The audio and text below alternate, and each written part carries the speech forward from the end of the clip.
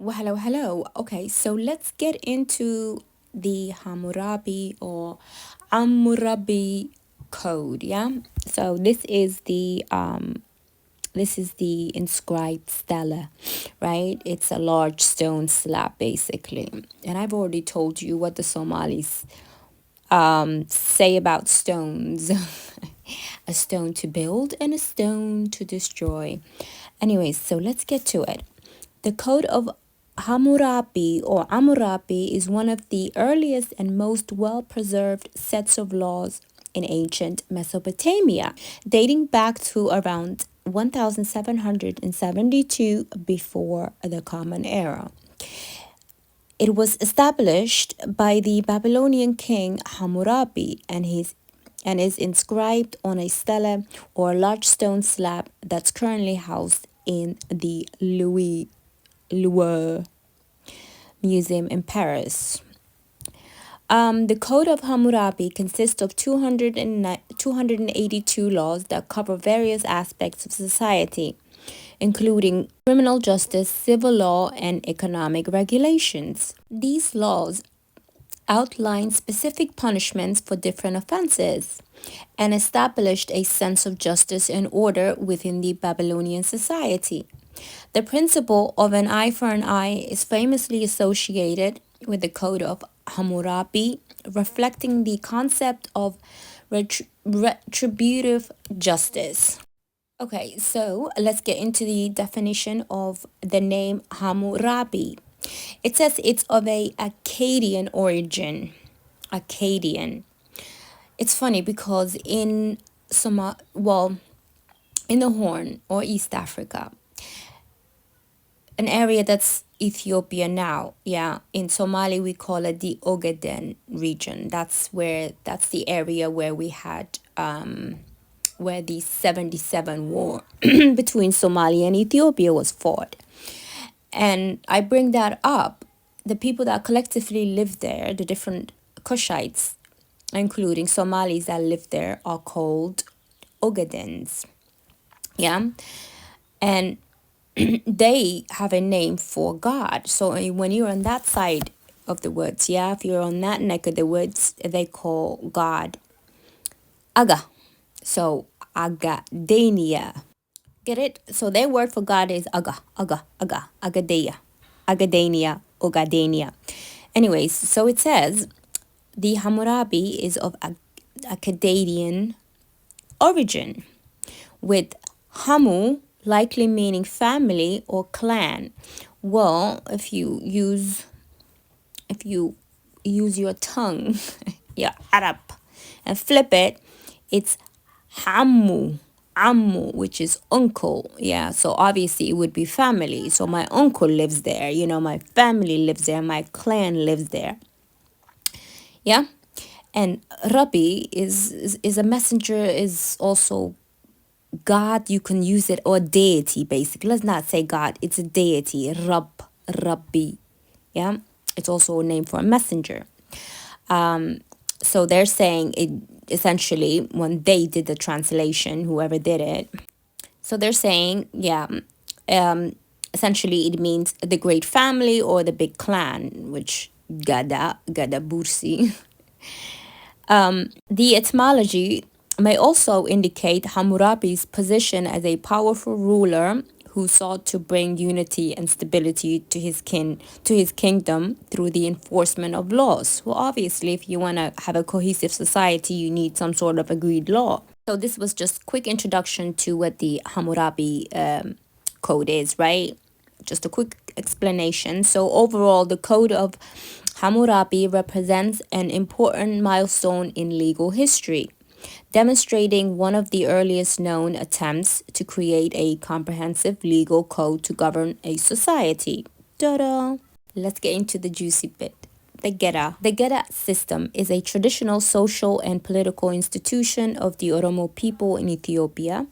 The Gera system is based on a generational rotation of power and responsibilities, with each stage of life and leadership having specific roles and duties within the community. It is often seen as a form of democratic governance that has been practiced for centuries among the Oromo people. So obviously, they say our cells, yeah, I explained the seven. In the Somalian era is a seven, yeah. And once you finish one era, it's a seven. It's an age. So the rotation is based on every 7 to 8 years, and our body cells, right, we regenerate every 7 to 8 years, right? So it's a new, you have a new understanding, you've gained some wisdom, some experience. So let's continue. So I've already explained it on my previous videos what the word Geda means, but let's go over again. The word Geda comes from the Oromo language and is believed to have its roots in the Cushitic language family group. The term Geda can be translated to mean era or period in the context of the Oromo people. Geda refers to the system of governance, laws, and rituals that guide the social and political life of the community. So, Geda in Somali, that is age. Yeah, Geda. Let's continue.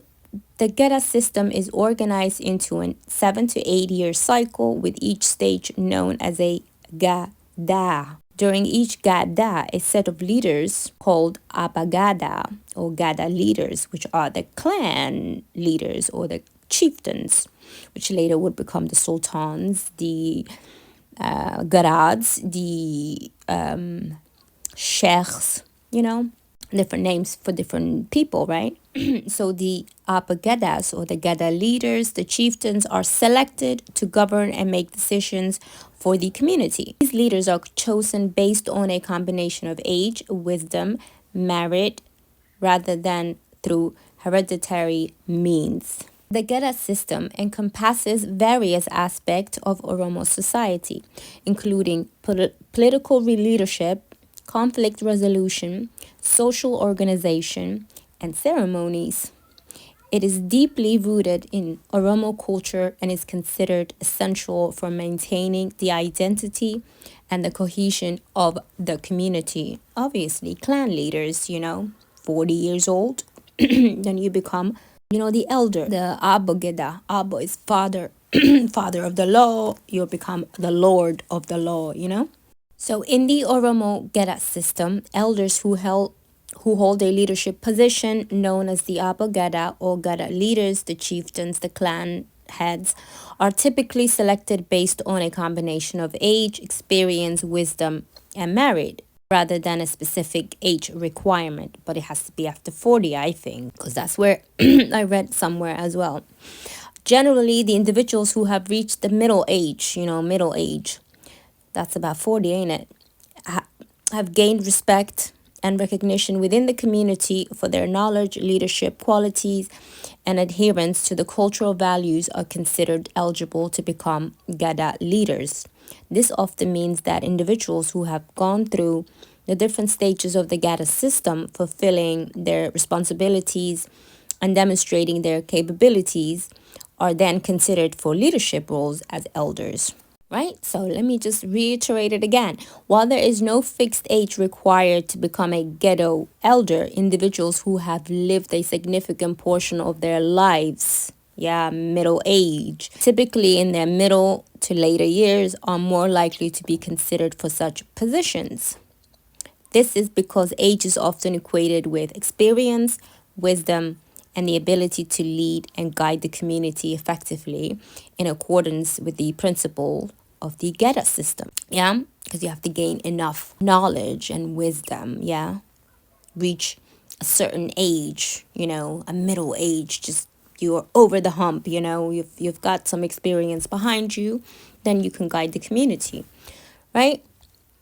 But right now, people go to school to become what? Lawyers.